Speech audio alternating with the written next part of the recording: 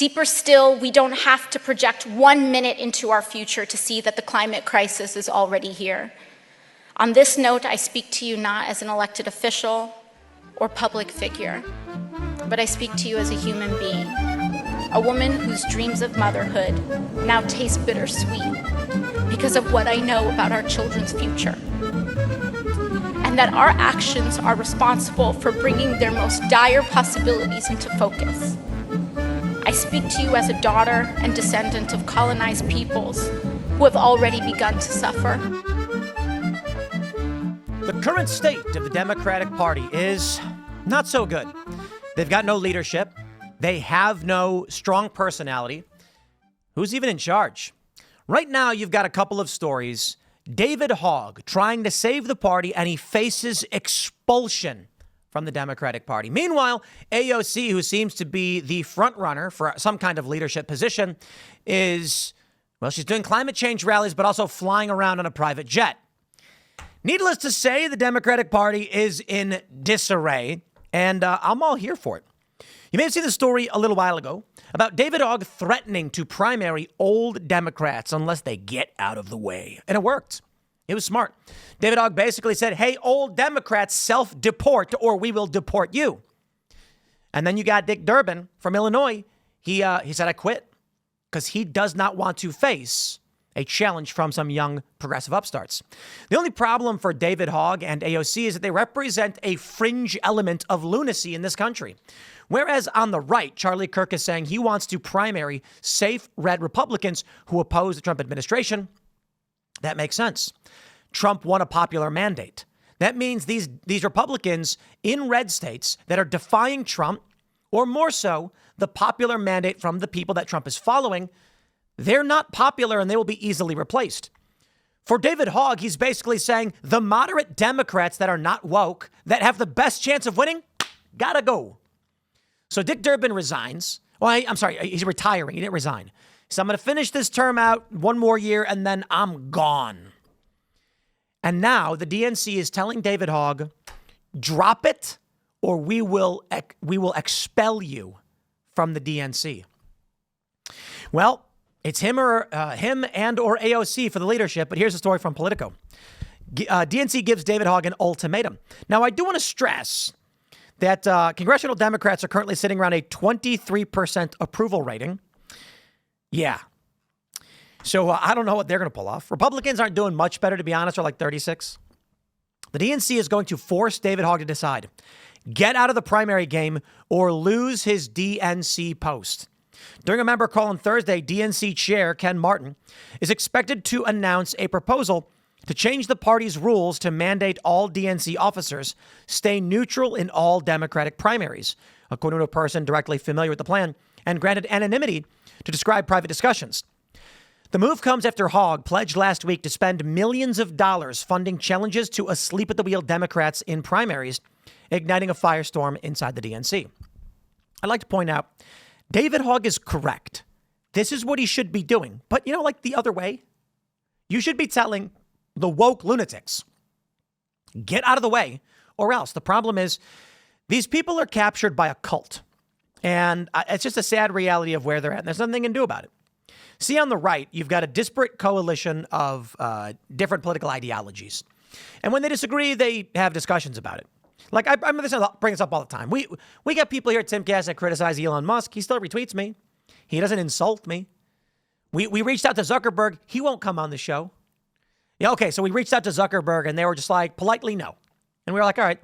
We reached out to Elon, and he's like, if I have time, I'd love to do it. I don't know if I have time. We'll figure it out. So we'd love it to get Elon. And it's not going to be a softball. I mean, I'll ask him about the family stuff. You know what I mean? But on the right, well, some people don't like being criticized for sure. It's a tendency, not a generality. On the left, it's the other way around. If David Hogg were to come out and say, guys, we got to drop gender ideology, we are losing, they would excise him from the party. So what does he do? Path of least resistance. They're going to say during a member call on Thursday, DNC Chair Ken Martin is expected to announce a proposal to change the party's rules. They said the proposal, if passed at the DNC's August meeting, would effectively force Hogg to decide whether to step away from his DNC vice chair position or wall himself off from the group he co-founded, Leaders We Deserve, which has pledged to spend $20 million on challenging Democratic incumbents in safe blue seats. It's an escalation in the fight between Hogg and other DNC leaders and House Democrats, many of whom were enraged by Hogg's announcement. Hogg, who rose to national prominence from the Parkland thing, we get it. You know, guys, the strongest man that Democrats have is David Hogg. Is it a compliment for David Hogg or an insult to the Democrats? You decide. Probably an insult to the Democrats. Man, actually, you know, I would say it's both. David Hogg, he is he's feisty. I mean, he doesn't hold a candle to half the Republican personalities, media personalities, or anyone in the party. And the Democrats are largely composed of, I got to be honest, the Democrats are frail, smarmy individuals with no charisma. And that's really sad that the best they could muster up is David Hogg for some kind of leadership, because the dude doesn't know what's going on. He's either lying or doesn't read the news. But either way, he does not make good arguments. And this is what really gets me about the Democrats. Like, what I don't understand, I guess I could just call them all stupid, but I'm like, how come there's not a single Democrat who has bite and can actually argue on their behalf? Honest question. I mean, you can throw it to people like the Midas Touch guys, Brian Tyler Cohen or David Pacman, but they're just lying. And I guess it works. But I suppose there's a reason why Donald Trump won a popular vote, which arguably should not have happened because it hasn't happened in 20 years and Democrats control the institutions. The problem is, we know you're lying. Imagine if a Democrat came out and did this from day one. Republicans go, Kilmar Abrego Garcia is an MS-13 gang member terrorist who should have been deported, not a Maryland man. Imagine if one Democrat was like, you guys are completely correct about that. However, due process matters. So while I largely agree, we need to have that remedy done now, and the Trump administration is wrong for not doing it. What's the argument? Well, the Trump administration should have had that administrative hearing, and now it's out of their hands. A smart Democrat personality would be saying, we can agree on what's true, but you guys stepped over the line on this one. And I think that would actually be persuasive to a lot of people. You're selling something to somebody. You're saying, you are correct. The guy's MS-13. He shouldn't have been here. Hopefully they stop. And I'm glad to see the border secure now. That was a big problem. I know many of you cared about. That's why you voted for Trump. But hey, the due process is reserved for the worst offenders. And this guy was supposed to get his administrative hearing. So they should do it now. Trump absolutely could pressure Nayib Bukele to facilitate this guy's return. It would cost political points. Now, personally, I don't believe that. I don't believe that Trump should stick his neck out for a guy who's just going to get thrown out. That's inefficient. It's a harmless error. But I'm saying Democrats could be arguing that. They don't. They take the stupidest positions imaginable, like David Hogg, and he goes, you know damn well he wasn't MS-13. No, we know damn well he was. Multiple courts adjudicated it. He was wearing gang clothes with gang tattoos, surrounded by gang members. One of them said, yeah, that's Chele. He's a Chikeo. And we were like, oh. And the courts were like, yeah, he's MS-13. I wonder why the Barrio 18 gang was threatening him in Guatemala. Could it be that he's MS-13? Jeez, these people are silly. Well, here we go. AOC has made herself a legit House contender and a GOP threat. Well, yeah, maybe. Take a look at this. Eco Warriors AOC and Bernie Sanders took $15,000 per hour private jet to attend fighting oligarchy rally. I love it. I made this comic. It's called Green for Thee. I typed into Chat GPT. Here, for those who are just listening, it is AOC and Bernie at a rally. And she says, we must fight climate change. The next panel is her walking to a private jet. The next panel is her smiling while sitting on a private jet. And the last panel is the jet flying through the air. That's it. There's no insults. I didn't call her stupid. I didn't deride her. It's literally just a comic showing literally what happened. It's got 1.6 million views and 11,000 retweets. And, I love it so much because I'm like, there's no joke. There's no insult. It's literally just what is with the Democrats.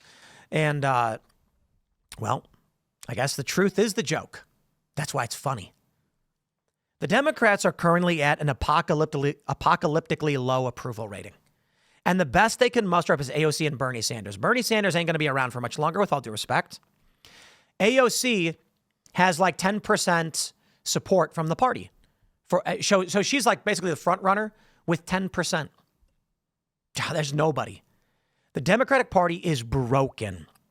And David Hogg is right about unifying or whatever, but what's going to happen is the old guard's going to tell him no, and they're right to, and he's going to say, doesn't matter because all I got to do is wait you out. I got to be honest, guys. For a long time, we thought the Republicans were the Washington Generals and the Democrats were the Globetrotters.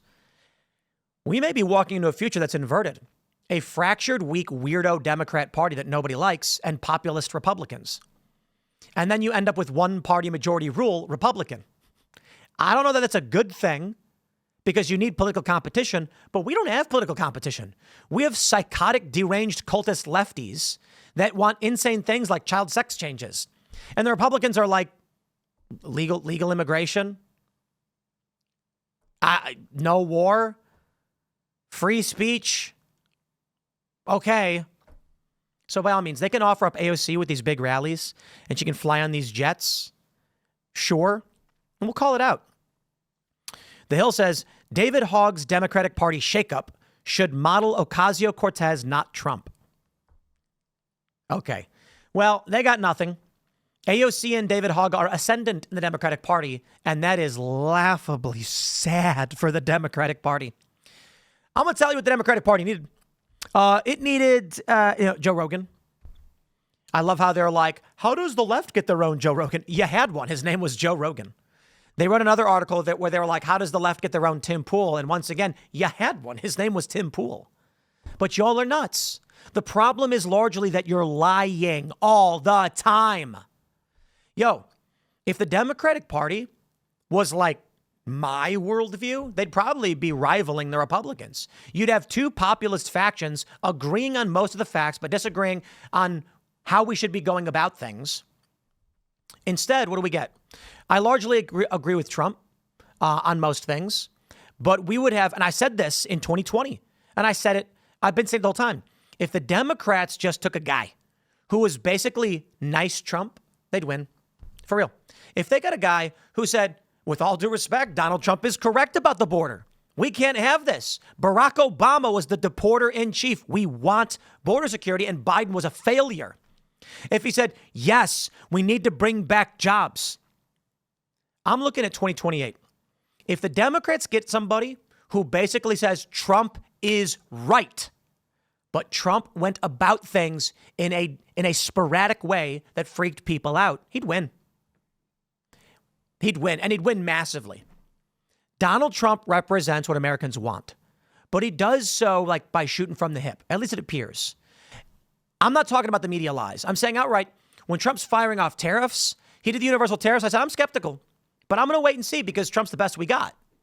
But if you brought in someone who said, Trump's right about tariffs, he's right about trade imbalances, he's right about the gutting of our economy, our working class, and our borders, but he's doing a bad job of it. I will do a better job of it. I will use leverage and negotiating with foreign countries without doing blanket tariffs, which will strip you your 401k of its value. I will secure the border, and we will make sure we deport all of these gang members. We will not bring them back, but we're going to make sure they get hearings. They'd win. Because regular people get freaked out by the brash, fast action. That being said, Democrats don't do this because they don't want what Trump is offering. They don't want a secure border. They don't want manufacturing back. They don't want to rectify trade imbalances. So Trump is the best we have. That's the point. David Hogg represents what they want. AOC does. They want insane woke garbage that represents 10% of the country. Good luck. I'm going to wrap it up there. That's your Democratic Party. Stay tuned. We got more segments coming up for you. Smash the like button. Follow me on X and Instagram at Timcast, and we'll see you all in the next bit.